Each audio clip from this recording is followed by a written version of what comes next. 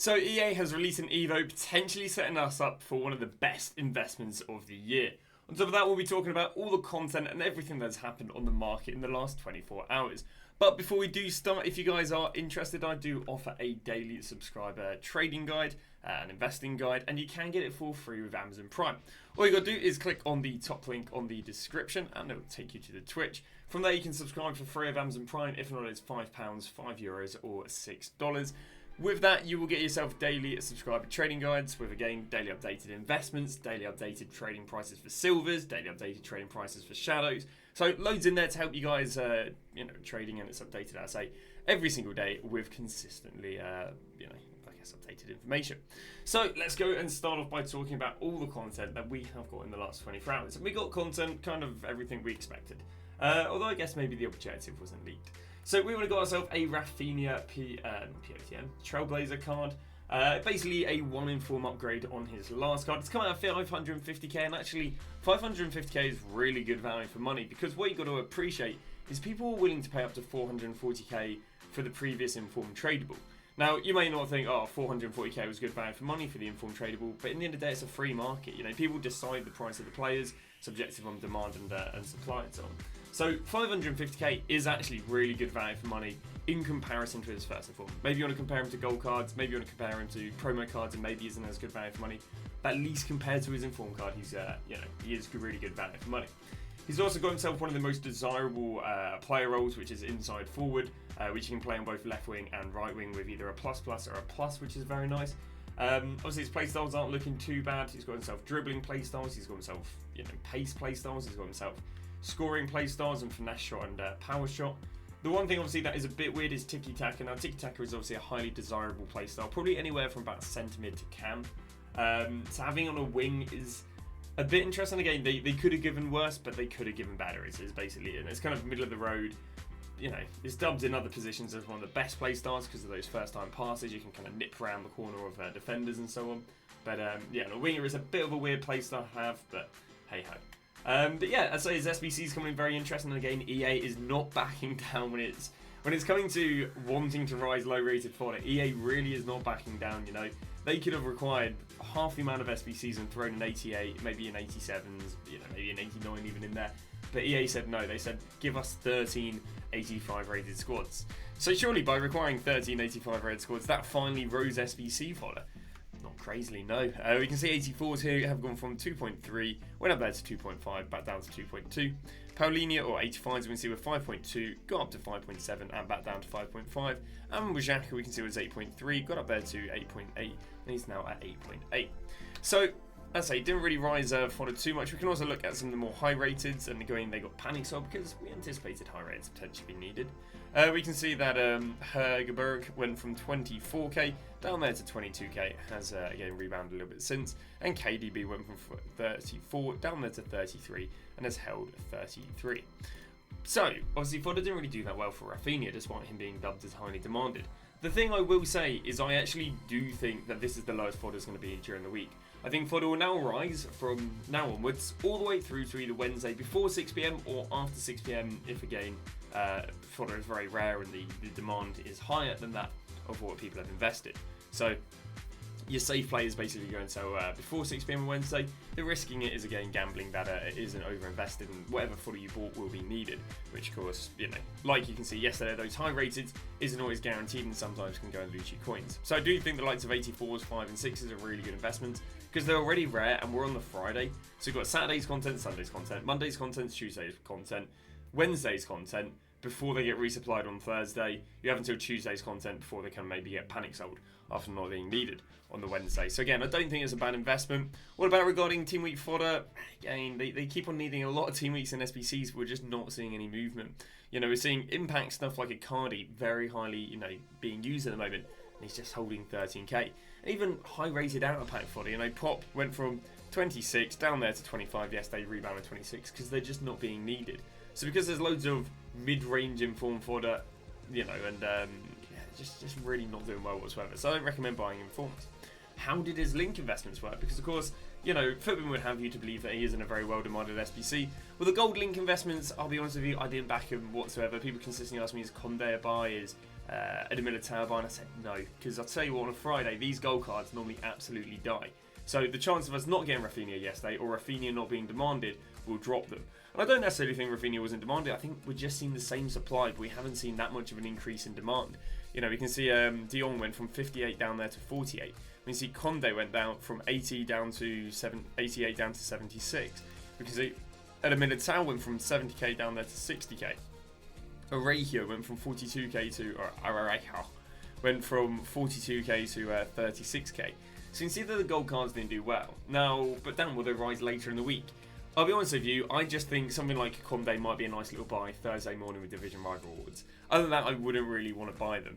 And the problem with Thursday morning Division Rival Awards is they've been really, really rubbish recently. Like we look at Conde from this week, and all he went from was 77 up there to 84, which there was practically no money after tax. It was only in the pre-hype of us knowing that we'd get Raphinha did he really rise significantly. But I do think Conde could, and Eder Militao definitely could be nice investments next week.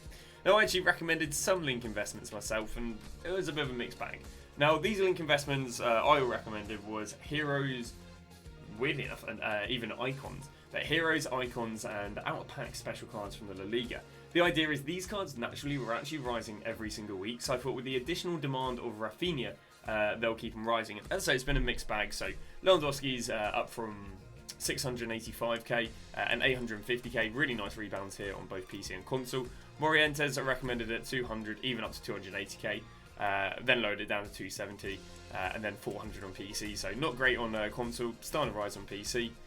We then went for Marquez, who we recommended at 147, I think 180, so you know it's okay at the moment.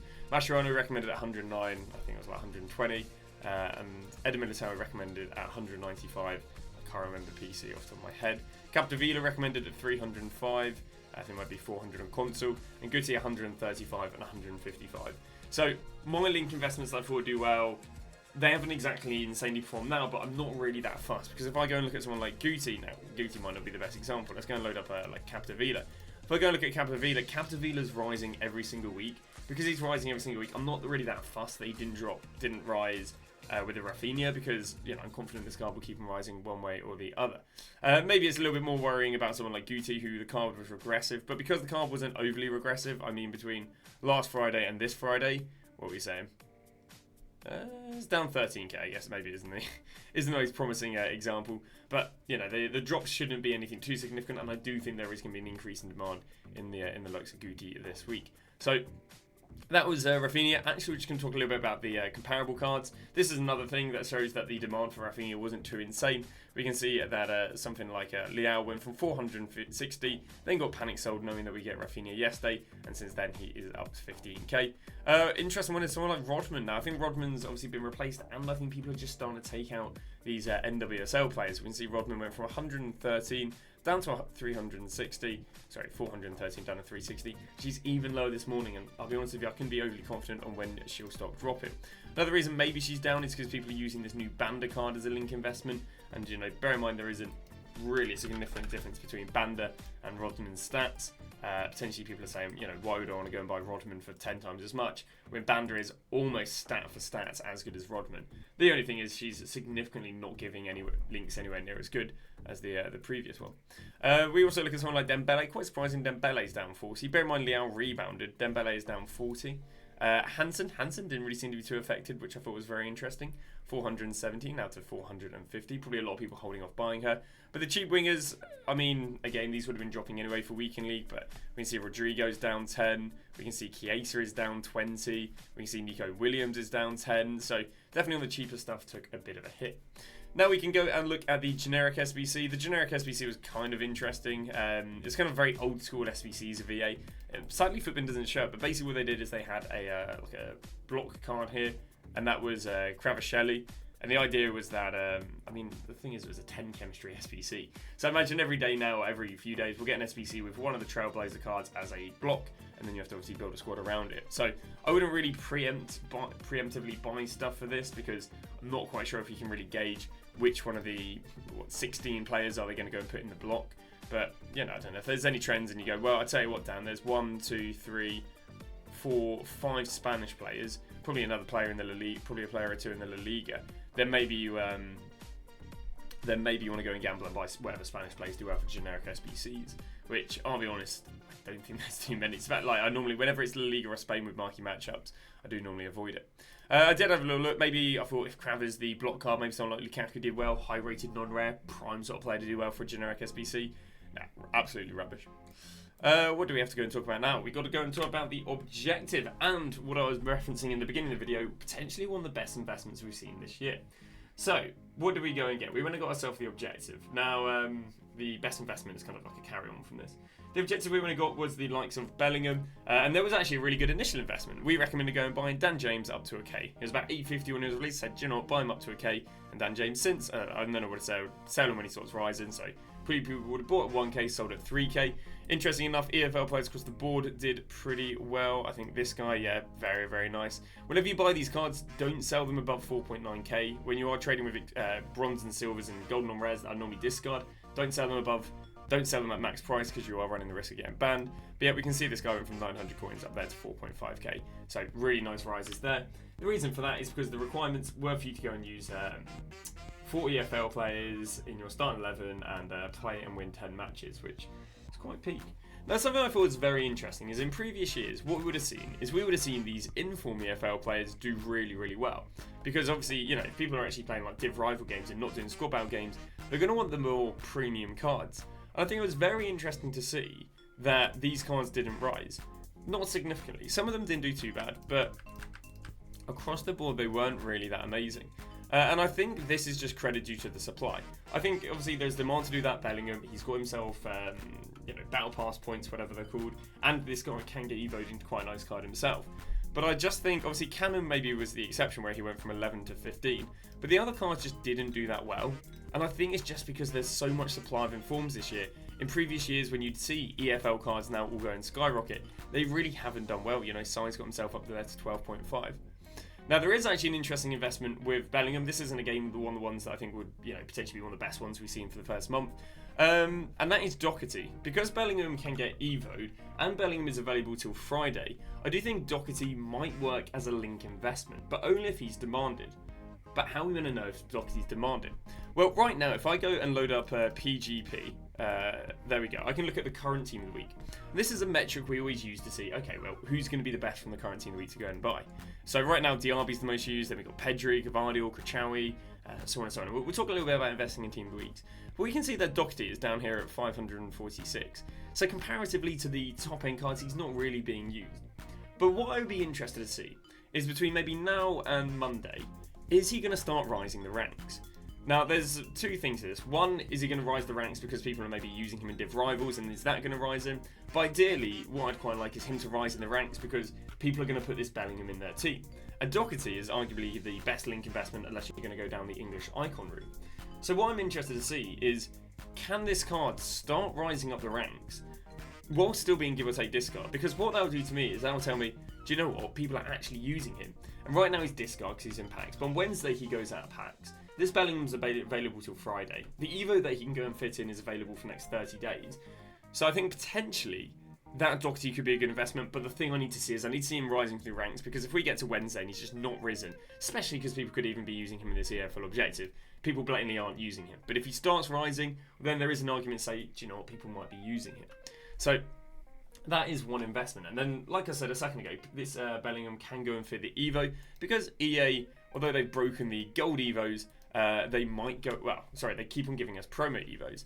So this Evo basically goes and upgrades one of these guys who I think is 86 rated or below, and it gives them a nice little upgrade. So the players that fit it is Bellingham, Duran, Robinson, Mingueza, Garcia, Alex Bainer, and Sad. And we potentially see a SBC player or two being able to fit the Evo. But what is quite interesting for this is this actually presented one of the best investing opportunities last year. Now, last year we went and got ourselves a Dunk Centurions. And if you guys remember, there was an Evo that allowed you to go and put a Centurions card, it's not going to show it for me here, into an evolution. And Dunk was by far kind of the best player to go and put into them. So as a result, Dunk did really, really nicely as an investment. We can see right here, Dunk on the Thursday went down there to 38k, and then 1, 2, 3 days out of packs, or 3 days out of 4 days, go on then. 4 days out of packs, he went from 38 up there to 50. And you probably could have got him at like 32 to 35k during div rivals, and I imagine you could have sold him for about 52, 53. So we were generally seeing nearly a 20k rise in the best part of like 3 days. And I'd say this year might be even better. And the reason I say this year might be even better is because when Dunk was released, given Dunk was actually in the mini release, so maybe that would have decreased his supply. But when Dunk was released, he was 41k. But if we go and have a little look at these cards, and I understand it's only day one, but at least for who I personally think is the most popular card, let's go and get Duran. Duran, I think, could easily be the 40k, but I think Robinson, in my opinion, is the most popular card. I think he's got those links to the American woman from last week. He's got the links to Adama Traore. Obviously, he kind of answers our lack of Premier League left backs. I think this guy's going to be the most demanded card for the Evo. But he is really expensive. Now, if he was really cheap, there'd be almost enough supply to go and do the demand to do the Evo. But because I think by the time we get to Thursday, I still think he's about 150, 160k. I think he'll be a really good investment because he'll be nice and rare, and he'll be used for the Evo. And I can see him doing probably about 150. I can see him probably doing about 150, probably up to like 250k over the weekend, as long as there are not better players to put into the Evo in Trailblazer Team 2. And that's kind of what happened with Dunk. Dunk did really well because we got into week 2 of Foot Centurions, and the Evo was still active, but there was no one better to put in. And another reason that Robinson will do really well is because the Evo that you can go and put him in is available for 30 days, and or 27 days. Because it's available for 30 days, it means that people, especially as it's a free Evo, are going to consistently be completing it, but the players that they're going to be putting into this Evo are not going to be in supply.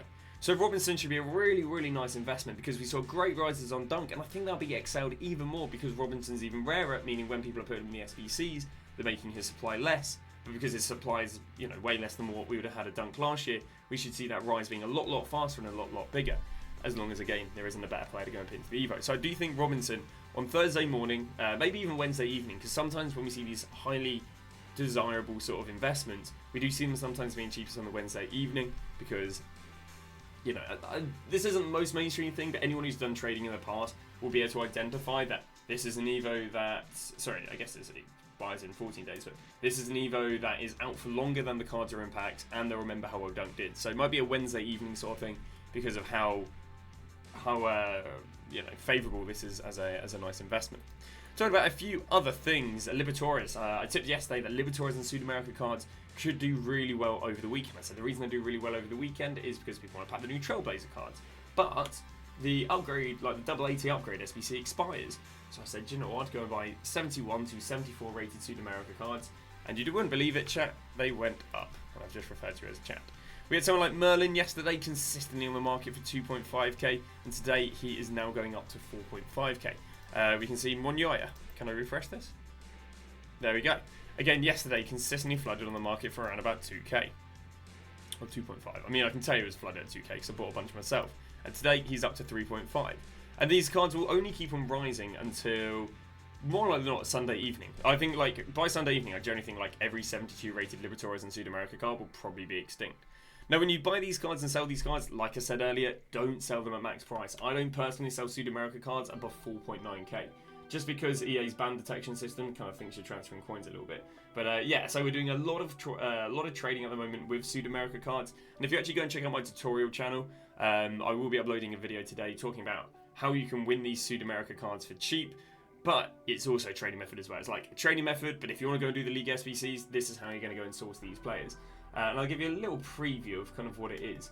What it is adding these cards to a concept squad and then going through them one by one. Because of course you can't go and search by 72 ratings. What you can do though is you can add them all to your concept squads, go through them one by one, and again normally you'll pick up about 5-10 deals. But there's a few complications in that. So again, do make sure to check out the tutorial channel, literally second top link on the description, and I'll be talking about that sort of trading method.